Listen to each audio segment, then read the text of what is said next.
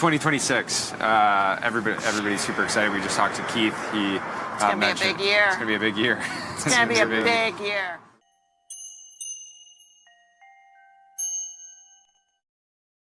Hey everybody, it's Eri from Tokyo. This is your cryptocurrency update from Japan. And what am I trying to say with the thumbnail of this card that has a title, Legacy Capture? Well, yes, I'm going to zero in on XRP, but I can tell you there's a couple of other digital assets that have been captured by the legacy financial system.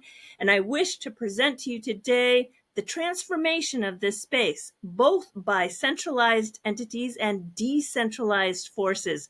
It's happening at breakneck speed.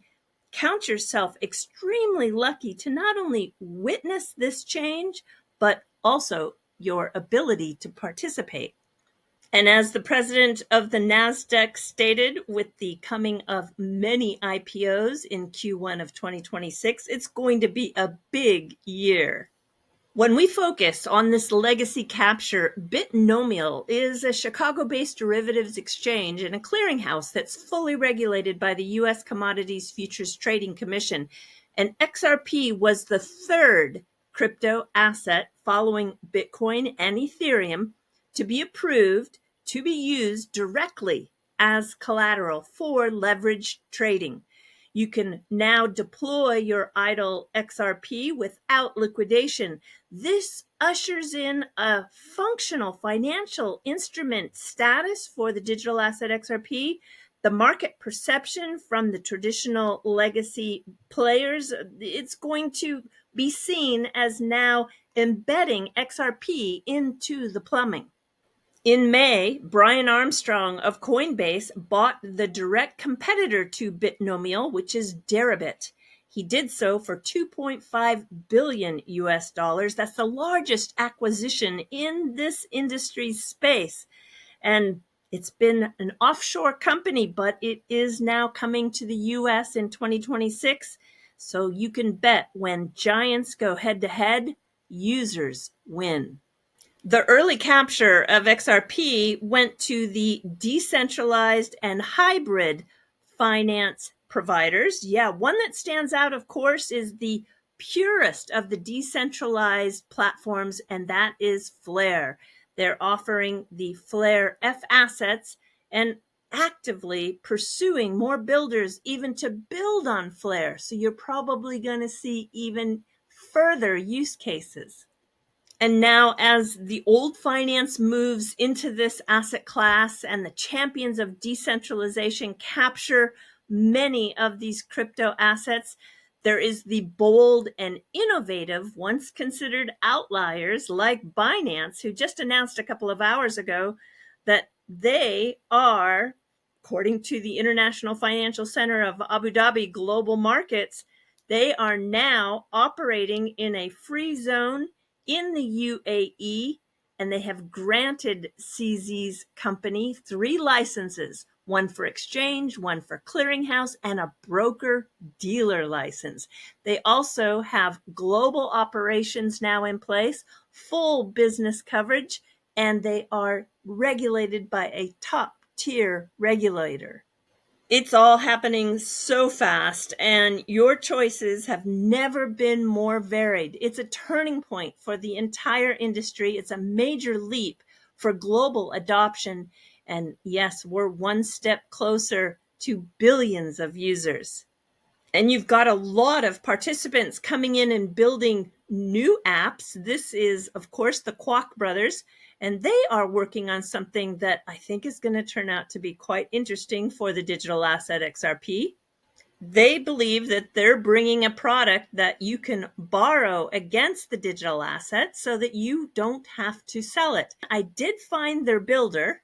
I shared a lot of my research with my Patreons. He's so young. Look at this, Matthew Carlson, but he is their full stack engineer, and he is working on that app for the EasyA labs.